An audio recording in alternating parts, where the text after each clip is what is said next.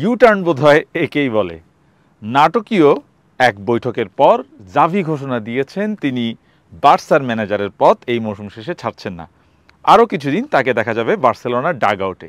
কিন্তু হঠাৎ করেই জাভি সিদ্ধান্ত কেন নিলেন? এই মৌসুমে তাকে যতবারই প্রশ্ন করা হয়েছিল, বিশেষ করে মৌসুমের শেষের দিকে, তিনি প্রতিবারই বলেছেন না, এই সিদ্ধান্ত থেকে তিনি ক্লাব ছাড়া সিদ্ধান্ত থেকে সরে আসবেন না।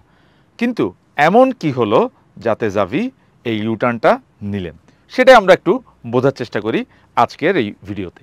জাভি কেন ইউটার্ন নিলেন সেটা বোঝার আগে প্রথমে দেখতে হবে জাভি আসলে কোন পরিস্থিতিতে এই বছরের জানুয়ারিতে বার্সেলোনা ছাড়ার ঘোষণা দিয়েছিলেন। জাভি 2021 সালে বার্সেলোনা কোচের দায়িত্ব নেওয়ার পর সাফল্য বেশ ভালো মতোই পাচ্ছিলেন। তিনি নিজের প্রথম পূর্ণাঙ্গ বছরে দলকে লা লিগা জিতিয়েছিলেন। গত মৌসুম থেকে, বিশেষ করে এই মৌসুমের শুরু থেকে আসলে বার্সেলোনার ফর্মে একটু পড়তির দিকে যাওয়া শুরু হয়। বার্সেলোনার ইউরোপের ফর্মটা একেবারে ভালো যাচ্ছিল না, এটা একটা বড় কারণ। কিন্তু তার চেয়ে জাভির ক্লাব ছাড়ার সবচেয়ে বড় কারণ ছিল তার মিডিয়ার সঙ্গে টক্সিক রিলেশন। বার্সেলোনার কোচ হওয়ার পর জাভি বারবার বলে আসছিলেন এই ক্লাবের ম্যানেজ করা অন্য যে কোনো ক্লাবের চেয়ে কঠিন। এখানে অনেকেরই অনেক রকম এজেন্ডা থাকে।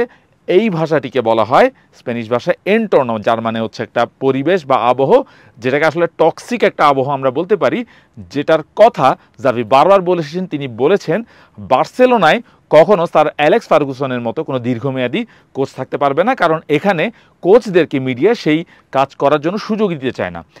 এই ব্যাপারটি আসলে শুনতে যতই হাস্যকর শোনাক বা যতই অদ্ভুত শোনাক, জাভির ক্লাব ছাড়ার পেছনে বড় একটা কারণ ছিল তার মিডিয়ার সাথে রিলেশনটা খারাপ হওয়া, এবং তার চেয়ে বড় ব্যাপার মিডিয়ার সঙ্গে সঙ্গে ক্লাবের ইনফ্লুয়েন্সিয়াল কিছু লোকও আসলে চাচ্ছিলেন যেন জাভি না থাকুক, এবং বার্সেলোনার এই ওভারঅল টক্সিক অ্যাটমসফিয়ারটিও জাভির ফ্যামিলি লাইফের ওপরও কিছুটা এফেক্ট করছিল।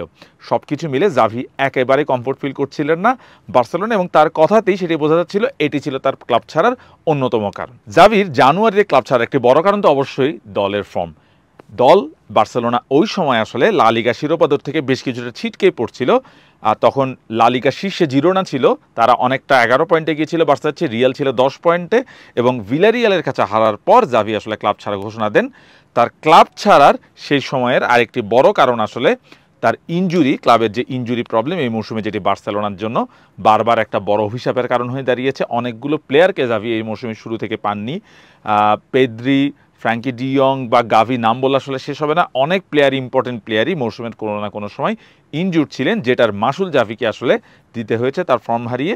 তাই সব কিছু মিলে জাভির ক্লাব ছাড়ার সময় আরেকটি বড় কারণ ছিল দলের একের পর এক ইনজুরি এবং সাবসিকুয়েন্টলি দলের ফর্ম হারিয়ে ফেলা এবং লা লিগার টাইটেল রেস থেকে কিছুটা ছিটকে পড়া। এবং জাভির আরেকটি বড় কারণ হয়তো ক্লাব ছাড়ার জন্য তার হতাশা যেটি কাজ করছিল, সেটা সম্ভবত ছিল ট্রান্সফার মার্কেটে এই সিজনে তার যথেষ্ট সেই পরিমাণে রিসোর্স না পাওয়া। মনে করিয়ে রাখা দরকার জাভি কিন্তু দায়িত্ব নেওয়ার পরের মৌসুমে দারুণ সাপোর্ট পেয়েছিলেন লেভানডোভস্কি, রাফিনহা বা আরও অনেককে তিনি দল বদলে সেই ট্রান্সফার উইন্ডোতে তিনি আনতে পেরেছিলেন, যেবার আসলে বার্সেলোনা ইকোনমিক লেভারটি কার্যকর করে। কিন্তু এই মৌসুমে জাভি আসলে যেরকম সাপোর্টই চেয়েছিলেন, বিশেষ করে একজন ডিফেন্সিভ মিডফিল্ডারের অভাব তিনি বোধ করছিলেন সার্জিও বুস্কেটস চলে যাওয়ার পর, সেটি আসলে তিনি পাননি। তিনি জুবিমেন্ডিকে বা এই মোল্ডের কাউকে চেয়েছিলেন, কিন্তু পেয়েছিলেন অরিয়েল রোমেওকে, যাকে তিনি একরকম কাজেই লাগাননি বলা যায়। তাই স্পোর্টিং ডিরেক্টর ডেকোর সঙ্গে জাভির সম্পর্ক হয়তো বেশ ভালো, কিন্তু এই মৌসুমে জাভি আসলে সেই সাপোর্টটি তিনি তার কলিগদের থেকে হয়তো ট্রান্সফার উইন্ডোতে পাননি, যেটা তার জন্য কিছুটা হতাশার হয়ে কাজ করতে পারে। এসব দিক কনসিডার করে বলা যায় জাভি যখন ক্লাব ছাড়ার ঘোষণা দিলেন তখন আসলে বার্সার পক্ষ থেকে সেটাকে বারবার বলা হয়েছিল তারা অবশ্যই চেষ্টা করবে, এবং শেষ পর্যন্ত সেই চেষ্টাটি সফল হয়েছে। এবং এমন কি হলো, জানুয়ারিতে জাভি ক্লাব যখন ছাড়া ঘোষণা দিয়েছিলেন, এরপরে মাস তিনেকের পর এমন কি হলো যাতে আসলে জাভি সেই সিদ্ধান্ত থেকে সরে আসলেন। জাভির তখনকার ক্লাব ছাড়া এবং এখনকার ক্লাব ছাড়ার মধ্যে এই তুলনাটি করলে আমরা আসলে বুঝতে পারবো যে এই 3 মাসে বা এই 4 মাসে আসলে যেটা হয়েছে সেটা জাভিকে আসলে এই সিদ্ধান্তটা বদলাতে আসলে কতটা সাহায্য করেছে। জাভিকে রাজি করানোর আসলে প্রথম কারণ, এক নম্বর কারণই যেটা আসলে বলা যায়, সেটা হচ্ছে বার্সেলোনার সামনে যথেষ্ট বিকল্পের অভাব। আমরা দেখেছি এই মৌসুমের শেষের দিকে এসে ইউরোপের অনেক এলিট কোচই ক্লাব ছাড়া ঘোষণা দিয়েছেন। আমরা লিভারপুল বা আরও বায়ার্ন বা অন্যান্য আরও অনেক বড় ক্লাবের কথা দেখতে পারি। অনেক ক্লাব এখন আসলে কোচ চাইছে, নতুন একজন কোচ চাইছে। সেখানে বার্সেলোনার জন্য এই কাজটি আরও বেশি কঠিন হয়ে গেছে, কারণ মার্কেটে আসলে এখন ভালো এবং প্রুভেন কোচের অভাব, এবং আরেকটি বড় ব্যাপার সেই কোচটিকে আবার বার্সেলোনার ডিএনএর সঙ্গে যেতে হবে। সব কিছু মিলে এই যে পোর্টফোলিওর বা এই প্রোফাইলের কোচ এই মুহূর্তে আসলে বার্সেলোনার জন্য খুব একটা অ্যাভেলেবল নেই। ইনফ্যাক্ট আসলে কেউই নেই তেমন একটা। শীর্ষ কোচদের মধ্যে যারা আছেন তারা আসলে এই মুহূর্তে হয়তো বার্সেলোনার দায়িত্ব তারা নিতে চাবেন না, যদি বার্সেলোনা সেরকম কাউকে নিতে যায়। তাই সব কিছু মিলে একটা বড় কারণ ছিল বার্সেলোনার জন্য বা জাভিরকে রাজি করানোর জন্য, সেটা হচ্ছে সেরকম বিকল্প না থাকা। 2 নম্বর যে কারণটা আসলে জাভির ক্লাবে থেকে যাওয়ার, এটা আসলে প্রধান কারণ, একেবারেই প্রধান কারণ আপনি বলতে পারেন, সেটা হচ্ছে লাপোর্তার চাওয়া। লাপোর্তার চাওয়ার জন্য জাভি এই সিদ্ধান্ত থেকে আসলে সরে আসেন। কারণ লাপোর্তা শুরু থেকেই বলছিলেন, বার্সেলোনার সভাপতি, তিনি জাভিকে যে কোনো মূল্যে চান। তিনি বলছিলেন বারবার জাভিকে রাজি করানোর জন্য তিনি চেষ্টা করবেন, এবং বার্সেলোনার অন্যদের যতই জাভিকে নিয়ে আসলে অবজেকশন থাকুক বা ভেতরে ভেতরে যে পলিটিক্স থাকুক না কেন, লাপোর্তা আসলে সবসময় জাভিকে চেয়েছিলেন। সেটার একটা বড় কারণ অবশ্যই বার্সেলোনার ইকোনমিক অবস্থা। বার্সেলোনা অর্থনৈতিকভাবে যে অবস্থায় আছে, তাতে করে একজন নতুন কোচকে এবং এলিট কোচকে সেই স্যালারিতে এনে তাকে অ্যাফোর্ড করার মতো সামর্থ্য বার্সেলোনার হয়তো খুব বেশি নেই। লাপোর্তা এইসব সিচুয়েশন জানেন, এই বাস্তবতাকে মাথায় রেখে তিনি জাভিকে হাতছাড়া করতে চাননি। কারণ জাভি বার্সেলোনাকে যতটা চেনেন ততটা আসলে আর কোনো কোচই চেনেন না, এবং বার্সেলোনা এই ব্যাপারটি বা এই ডিএনএর ব্যাপারটি সবসময় তাদের কোচদের মধ্যে চেয়েছে। তাই লাপোর্তা জানেন তার হাতে আসলে অন্য কোনো অপশনও খুব একটা নেই। 3 নম্বর যে কারণটি আসলে জাভিকে হয়তো ক্লাব ছাড়ার ব্যাপারে সিদ্ধান্ত বদলাতে পেরেছে, সেটা হচ্ছে তার তরুণদের পারফরমেন্স এবং ক্লাব ছাড়ার পরে দলের অবস্থা। ওভারঅল যদি আমরা একটু চিন্তা করি, জাভি এই মৌসুমে অনেকগুলো কি প্লেয়ারকে পাননি, কিন্তু তিনি এমন কিছু তরুণ প্লেয়ারকে রেডি করতে পেরেছেন, বা যারা আসলে সারপ্রাইজিংই বলতে হবে, তারা আসলে এই মুহূর্তে বার্সেলোনার জন্য বড় একটা ভরসা। একেবারেই তরুণ তারা, লামিন ইয়ামাল, ফেরমিন লোপেস অথবা কুবারাসি, নতুন যে সেন্টার ব্যাকটি এসেছেন, এরপর হেক্টর ফন্ট, আরও অনেকগুলো প্লেয়ার আছেন যারা লা মাসিয়া থেকে এই মৌসুমে আভাস দিয়েছেন তারা দীর্ঘদিন বার্সেলোনাকে সার্ভিস দিতে পারেন।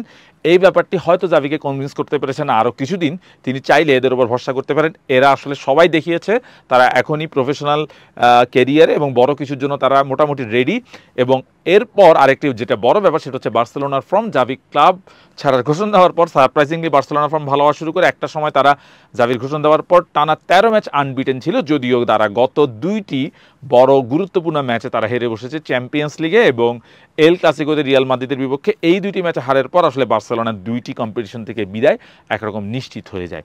কিন্তু ওভারঅল জাভির লাস্টের দিকে সিজনের যে ফর্ম, বিশেষ করে নতুন প্লেয়ারদের বা তরুণদের যে ফর্ম, তাতে আসলে জাভিকে হয়তো সেটা আসলে জাভি একরকম মন্দের ভালো হিসেবে সেটা আসলে চিন্তা করেছেন, না এদেরকে নিয়ে আরও 1 বছর আমি হয়তো 1-2 বছর আমি আরও কাজ করতে পারি। এবং চতুর্থ যে কারণটি, সেটা আসলে একজন কোচের জন্য বেশ গুরুত্বপূর্ণ, সেটা হচ্ছে ড্রেসিং রুমের আস্থা। শুধু তরুণদের নয়, বয়স্ক বা যারা সিনিয়র যারা আছেন বার্সেলোনার এই দলে, তারাও আসলে মোটামুটি কম বেশি জাভির পাশে আছেন। জাভি যখন প্রথমবার ক্লাব ছাড়া ঘোষণা দিলেন জানুয়ারিতে, তখনই দলের অনেকেই এসে জাভিকে ট্রেনিং সেশনের পরে এসে বলছিলেন যে জাভি যেন সেই সিদ্ধান্তটি বদলান। এবং বার্সেলোনার ভিজিবলি তাদের যে কি প্লেয়ার যারা আছেন, সিনিয়র প্লেয়ার হোক বা যারা হোক, তারা আসলে এখন পর্যন্ত জাভির এগেইনস্টে জাভিকে ক্রিটিসাইজ করে এমন কিছু বলেনি যাতে বোঝা যায় যে তারা জাভির বিরুদ্ধে চলে গেছেন বা ড্রেসিং রুম জাভির বিপক্ষে চলে গেছে। বরং জাভি এখন পর্যন্ত সম্ভবত ড্রেসিং রুমকে তার পাশে মোটামুটি ভালোভাবে পাচ্ছেন। সেটা কতদিন পান সেটা একটা বড় প্রশ্ন, কিন্তু এই প্লেয়ারদের যে সাপোর্ট, সেটা আসলে জাভিকে তার নতুন এই সিদ্ধান্ততে কনভিন্স করতে অনেকটা আমার মনে হয় সাহায্য করেছে। এবং এখন শেষ করার আগে সবচেয়ে বড় প্রশ্ন, জাভি যে দায়িত্বটি নিলেন সেটা আসলে তিনি কতটা পালন করতে পারবেন এবং বার্সেলোনার সামনে আসলে কেমন পথ অপেক্ষা করছে। আপাতত যেটা বলা যায়, জাভি যে বার্সাকে যেভাবে চেনেন, যেটা বলছিলাম, তিনি বার্সেলোনার হয়ে তার চেয়ে বেশি ম্যাচ শুধু লিওনেল মেসি খেলেছেন। তিনি বার্সেলোনাকে ওলট পালট মানে একেবারে পরতে পরতে তিনি চেনেন। সেই চেনার কাজটাতেই বার্সেলোনার যেই ব্যাপারটি, সেটা আসলে জাভির মতো আর কেউ ধারণ করেন না বলেই জাভি হয়তো আরও 1 বছর বার্সেলোনাকে এই ট্রানজিশন ফেজটা পার করে দিতে পারেন। এবং এই সময়ের মধ্যে হয়তো বার্সেলোনা চিন্তা করবে তারা এর মধ্যে কোনো কোচকে আসলে পেয়ে যান কিনা, যদি জাভি এরপর আর থাকতে না চান। এবং সাফল্যের ব্যাপারটি বার্সেলোনাকে একরকম কম্প্রোমাইজ করতে হবে, কিন্তু জাভির জন্য যেটা ভালো ব্যাপার, যেটা শুরুতেই বলছিলাম, তিনি নতুন প্লেয়ারদেরকে পাশে পাচ্ছেন এবং সামনের উইন্ডোতে তিনি যদি ট্রান্সফার মার্কেটে ভালো কিছু সাপোর্ট পান, হয়তো বার্সেলোনার জন্য ভালো কিছু অপেক্ষা করছে। এবং ইনজুরি প্রবলেমটি যদি বার্সেলোনার এই মৌসুমের মতো ব্যাড লাক না হয়ে দাঁড়ায়, তাহলে জাভি আশা করতে পারেন তিনি লা লিগাকে যেভাবে 2 মৌসুম আগে জিতেছিলেন, সেরকমই একটি মৌসুম হয়তো সামনে তার জন্য অপেক্ষা করছে।